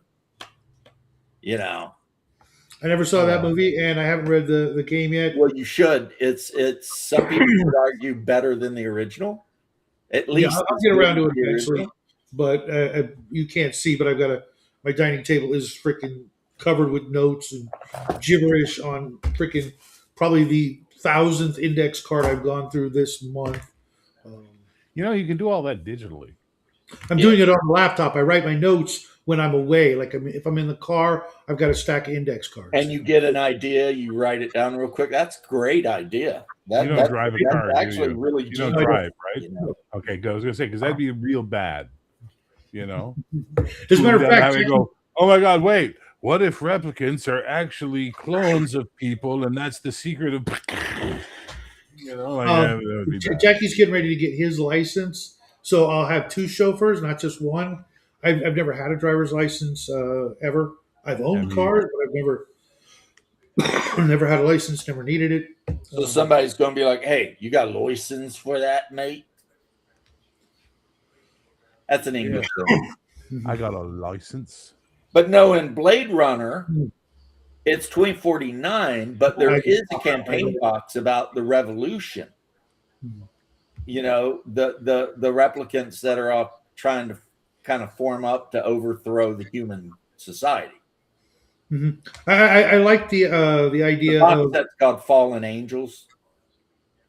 You guys remember Space Above and Beyond? Of course. And what was the other show? There was another show. I like the idea. Beyond. Let's make the stupidest sci-fi ever. Right? What are you talking about? That's an amazing show. No, it's not. Space Above and Beyond. No one in their right mind is ever going to think that a fighter pilot is going to land their fighter. Oh my God, that's what we're going to fucking trip out over the fact that they couldn't have a budget to do 2 shows, one about Marines and one about fighter pilots. So they combined them into one thing so they could save money, but they still told an amazing story in the great world. You're right. It's stupid. Fuck them. And also, Star Trek, go fuck that nonsense. Who in their right mind sends the command crew on an away mission? You should have specialized people for that. And they should all sit around on the bridge just going, yes, yes. What gripping television that Well, they do. It's got Star Trek Next Generation. Nope. Next Gen, Picard goes down, Riker goes down, Deanna Troy goes down. Riker. Which episode did they send not command crew down on the planet in Star Trek Next Generation? Please tell me. No, they always tell Riker to lead a team. Exactly. And if you listen to the premise I said at the start of it, you fucking autist, I said they don't send their command crew. Listen, and I got glad that you enjoy that movie. I really am. But as someone who is actually in the military, the idea that a fighter pilot's going to stop and pull out an assault rifle, no, fuck that. I can't. The movie was a TV show. There are limits. Anyway, back to Shadow and I talking about the good parts of it, and you just sitting there being a troll. Think about it this way, being a troll. I just can't get over that part of the whole premise. But in the future, that maybe things change. Shadow, you're the last one that should be correcting me on this quibble. No, I'm talking. I literally hypothetically. You have fucked up weird quibbles that we all put up with that make no goddamn sense. So in the future, he's out of line, but he's right. In the future, things can't change. People can't get better. Wow, you know, it's been a dog's age since we've done barbershop like this. This is fun. So in the future, humans can't learn to do both things. You know, the point he's making is that it is a illogical use of your resources. And I say that to you as a brother. Send a highly trained out as a fucking ground force. You know who did it right? Starship Troopers. No, Love, Death, and Robots. Which episode? Number 13. What's when the one pilot is flying the old transport, old Lucky 13. Think so. And her whole job is to whip into enemy territory and drop Marines. And then in the end, Lucky 13 blows itself up rather than allowing itself to be right. That was a good one. And they find the tag. And when she gets her new ship, she puts the old tag on it. That was a good one. There was some bad ones. Right? There isn't a fighter craft on her. She's fucking ducking and weaving. There isn't a single fucking Love, Death, and Robots that I went, like I liked all of them. Some I liked more than others, but the Scottish guy with the rats was fucking hilarious. Do you remember the aliens? It's all told from like small perspective. That was just the new season. That was hysterical. Do you guys remember the one called Life Hatch or Life Hutch? Which one? Where the astronaut lands and he's struggling to get to this little dome of like a little. And there's a robot in there that check this shit out. That was originally either a creepy or eerie magazine story back in the 70s. I happen to have had it, read it. I'm watching it. I'm going, oh my god, this is freaking Life Hutch. I'm watching. Then I see the credits and they go, this is in fact, Based on, yeah. I was like, yeah. But the only person who remembered Yeah, that. because there was All right, robot everyone, if in you're there keeping that tally, had- that's 1,006,000,573 Kazortnik hipster points for Shadow. Well, I mean, he's not wrong. There I'm was gonna a level up robot this in weekend. there. All right, I'm only like 8,000 away. I really liked Lucky 13, and I really, my favorite one of all is from the first season. And it's the one where the Soviet soldiers are trying to fight the ghouls in Siberia. Oh, Because okay. that Russian asshole had tried to use magic to do necromancy or some shit, fucked everything up. Hot water burn the baby. So fucking bad. Hot water burn the baby. Uh-oh. The fuck But is that? another one that was I'm absolutely making someone who's amazing watching was have a the- chuckle right now because of a conversation we're Is having. that from Rain Man? Rain Man? Yes. Yeah. Okay. Yes. The James is the Rain Aquila Man of It's our been a crew. while. It's been a while. I only saw it once. Do you remember that one? The Aquila Rift? Where the starship pilot goes through the gate and then like he Winds up at the weird station and it's the future and he's having the weird view of it and it turns out it's a fucking space monster keeping him alive. Yeah, because that was she the feels best. bad for him. Yes, it was the best. Because That they was the just one that show was up over. and, I was and like, so she God tries to keep them comfortable damn. until they die. Because you spend the entire fucking thing going, what the fuck's going on? Something's up, something's up, something's up. And then when they reveal it, you go, wow. Yeah, how do I you can't- end up 100 whatever light years away from your target and the chick you banged in Helsinki is there, waiting for you, and then you bang her and then you notice that the cut she got on her neck just magically heals. He could cash in those points, but sadly, there's no more artisanal smoking pipes or handmade fedoras left. So he just has to settle for an ascot and an out-of-print limited release Susie and the Banshees album that was only sold in Australia. I mean, I'd be cool. Never mind. The Susie and the Banshees album, I would totally be cool with that. Creatures? No, what he said. Well, but she was in the Creatures, so. No, See, there he is. There it is, ladies and gentlemen. He just achieved 1 trillion hipster points by pointing out Susie and the Banshee was in a band before she went solo and made the Banshees. I thought it was after. I don't fucking know. I don't care. Hipster, shut the fuck up. It doesn't Oh, it's matter. a fucking because Deadlands cover. Shut the fuck up. The Cure was in Susie and the Banshees band for a period of time before what? he started the Cure. Yes. Great. All I am saying is we can call it hipstery or not, but of the prizes Bear talked about, I'm sitting here thinking, really collectible, only printed in Australia, Susie and the Banshees album. I'd kind of take that. I mean, that Hot water burn the I've already baby. got everything else. I've got the pipe. I've got the pipe. I've got the handmade fedora. So Oh, the sign with the Deaf Conquistador was fucking wild. That How was they filmed that insane. shit, That one. that That one was was just fucking wild. insane. It was crazy good though. I love the Scottish farmer that kept hiring the anti-rat shit, and then in the very end, he sides with the rats, and then the one rat offers him the sip of whiskey. He's like, "That's a good whiskey." I like and I like become the friends. I like the vignettes they did of the robots touring Earth and like looking at Oh, ancient yeah, human yeah. sites. Those were great. those were pretty sad but funny. They went like when they go to like the oil rig that had been converted into a place for rich people, but it turned out the holograms that they had were running everything fucking hated the humans. So all the people who tried to flee there died. Then they finally show Mars, and they're like, some of them escaped to Mars. And when it shows Mars, it's cats. And the cat's just like, who did you expect? Elon Musk? It's fucking great. And no, this isn't spoilers. This shit's like years old. Come on, man. My favorite was the one with the Um, I don't can't remember if it was demons or undead. They were underground in like some weird like Indiana Jones kind of temple, and Oh, everything that was was vampires, and they were afraid of the cat. yeah, that was a good one. Yeah, that I the mean, there first were, one was supposed to be Dracula, mhm. but he was in that bestial form running around, but he was terrified of cats.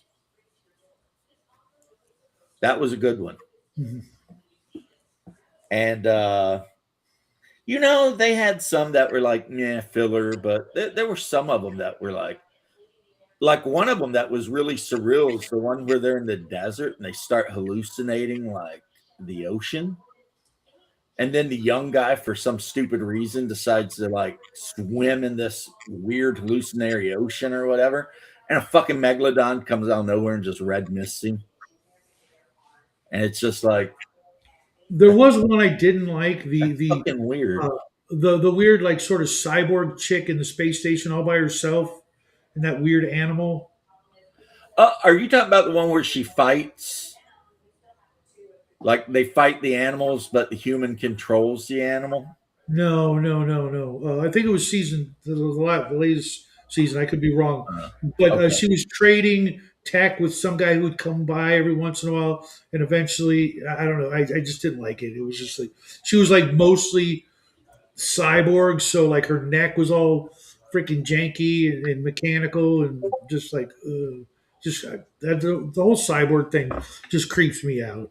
The one where the Chinese guy converted the kitsune to a fucking cybernetic kitsune was good though. That No, was that one was okay. kind of That was- steampunk, but still yeah, really yeah. good. I like Um, the cyberpunk fighting one. The fighting, that's the the one I'm fighting. talking about, Yeah, I like that one a lot. where they link brains, but then they fuck up because they think that the girl's brain is linked with the monster, but she's actually in the monster. Hmm. So when they kill her body, it doesn't stop the I should monster. rewatch all of those actually, to be quite honest. What's up, Coco? How do you do, fellow kids? What up, Coco Beware? How you doing? Monday's game was really fun, Coco, as was last night's as well. Oh, Unfortunately, dude. I was going to say, I'm glad you had fun at your game last night. It was a fucking wild house over here. it was good. We were talking about shooting dinosaurs with katanas and Oh my fuck, dude! wrestling. One point, I got up to make a cup of coffee. Okay, I go to make a cup of coffee and put the thing in or that, and I'm like, I'll take a piss. So I go to take a piss. Well, and I got my headset on, listening to these assholes talking, and somehow they get on the topic of how you just shoot the dinosaurs with guns, and then Paul out of nowhere goes, actually, the dinosaur scales are like dragon scales. They're repellent of the bullets. And then Cody goes, yeah, but they can't stand up to a katana. And I'm fucking dying laughing, trying to take a piss. And then James goes, what if we made a gun that shoots katanas? Dude, I lost it. where was this? We had a stream last night We here, streamed and I was last just night for like fucking 3 howling, hours. trying to take a piss, listening to these assholes. Well, I was- We mentioned you, and then somebody was like, pretty sure he's in a game. And I was like, well, he's better off in a game. Yeah, Sitting over Bloodword, here fucking Bo, that darn cat, Mike Dymart from Married with Gaming. really last night started off with me bitching about Ukraine and ended with all of us reminiscing about like Wrestling. 90s wrestling 80s and 90s wrestling was awesome. and just going off about the fabulous Freebirds and Ric Flair and fucking Roddy Piper. You know, and all Chico that. Santana had to leave his taco truck outside to come wrestle tonight, Vince. Yeah. Remember those days when Jesse was like hardcore racist against Tito Santana?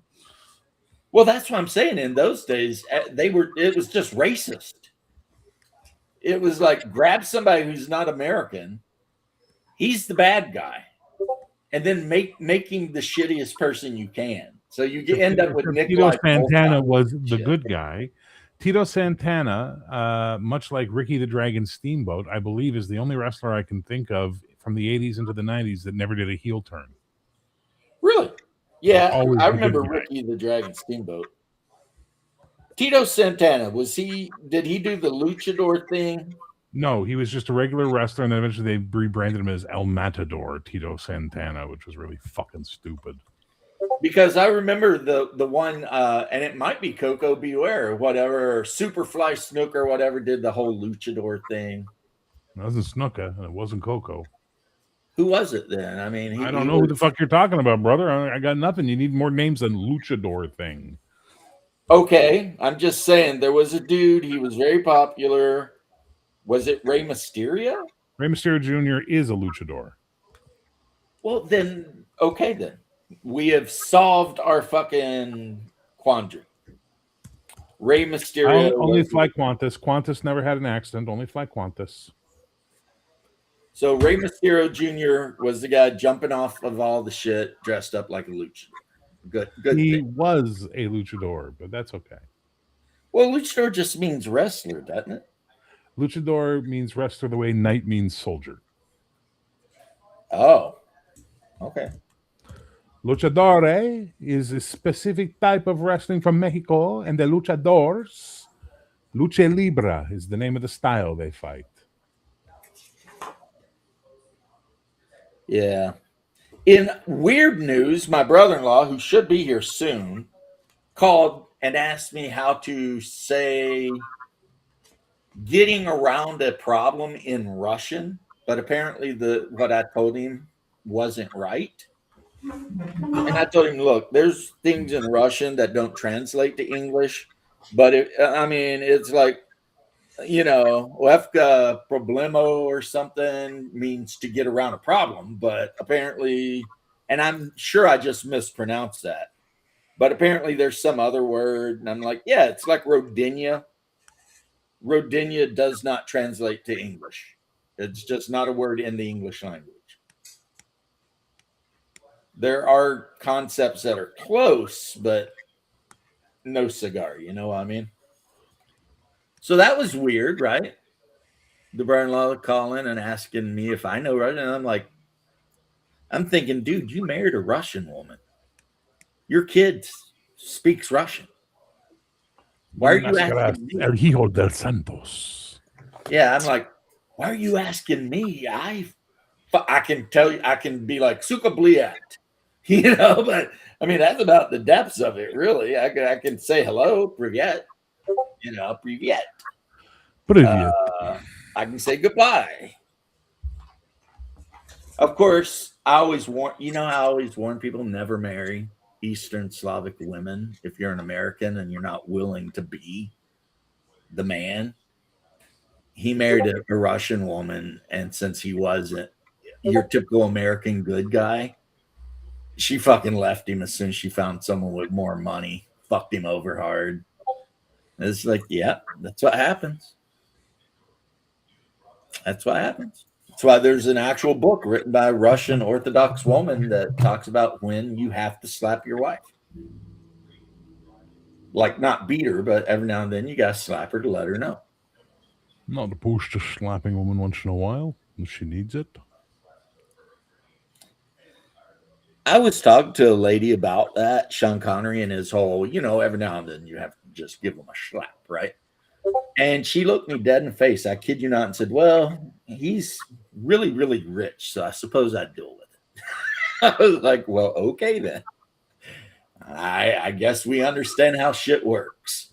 If you're poor, don't smack your woman. If you're a multimillionaire, sex symbol, it's okay. As long as you don't break anything, you'll be fine. All right. The only old school luchador I know is El Nacho Libre. Jack Black. Man. Yeah, Rowdy Piper. He always wore the white t-shirt that said Hot Rod across it. Ain't afraid of no boogeyman. He had the greatest fight scene in cinema. And They Live. Hey, Squirrel, brother, I got to ask you a question. What's your problem with the Hulkster, man? Come on, you and me, we'll head down to Muscle Beach. We'll hang and bang. We'll do some vitamins. We'll go to Miami and make a shitty movie. Oh, sci-fi movies. Anyway, Shadow, back to what you were saying about Space Above and Beyond. What were you planning to steal from that for your Blade Runner? Oh, the AIs. Oh, man. You know that one of the AI actresses was Ashlyn Gear under her real name, and they cast her and put her on the TV show for that one episode she did, and then it just blew up. Porn star in Fox TV show. Yeah, I didn't know that. Oh, it was No, a huge thing. I ran this Villains and Vigilantes campaign back in the day, and it revolved around kind of like a future world where they were replacing people in power with replicants. Whatever in my game they were like a mix of synthetic and mechanical. Kind of like Terminator before Terminator, and the players, they thought they were doing great, until it came to the very last game when they were actually brought in, to be congratulated, or so they thought, by the president of the United States, and it turned out he'd been one of them the whole freaking time, and it ended there. AI? You off your live stream? Well, a replicant, whatever you want to call it, a mix of super created freaking replicants of people in power, because I really loved that movie Future World as a kid, and it was like they thought they were at the beginning of like a new stage of the game. You know what I mean? Where now they're going to be working for the president and all that. They done so well, fighting the replicants and all the superheroes that were made out of them, sort of thing. And it ended with them, basically knowing they were about to, get off in the president's office, in the Oval Office. Have you not seen the movie Nemesis, Paul Bench? You should really watch the Olivier Garnier movie Nemesis. It's pretty much that's the plot. Well, this was 1981, 82. So all right, hipster. Fuck, here's another 10 jillion points. Whatever. Go buy yourself a fucking handmade wood whistle. You know what was a good movie? Dude, I'm old. I did stuff, before. Dude, remember the one where like the one dude could go into people's dreams, and then the other dude went into dreams and killed them? So the Dreamscape had to stop. That was a pretty cool movie. Dreamscape was what's his name? Sheen in that one? No, it's what's his name? Fucking Dennis Quaid. Yep. So guys, hate to do it, but my brother-in-law is here. And I'm going to go. You free to chat, Shadow? You free to hang out and chat? Sure. Why not? I'm gonna bounce over and make one on my face. Nerd out and whatever we end up doing. We can talk more about Space Above and Beyond. Yeah, absolutely. I love that fucking show. We will definitely talk about Hyperborea. No, we are going to go have our own thing without you while you go be fucking cool with family. Oh, fine. Go make your fucking pillow for it. I don't give a shit. We will. We're going to put a sign for that says no James. No James is allowed. No James is allowed. Good, James. It was pretty good, dude. Yeah, it was. I'll catch you guys later, guys. I'll let you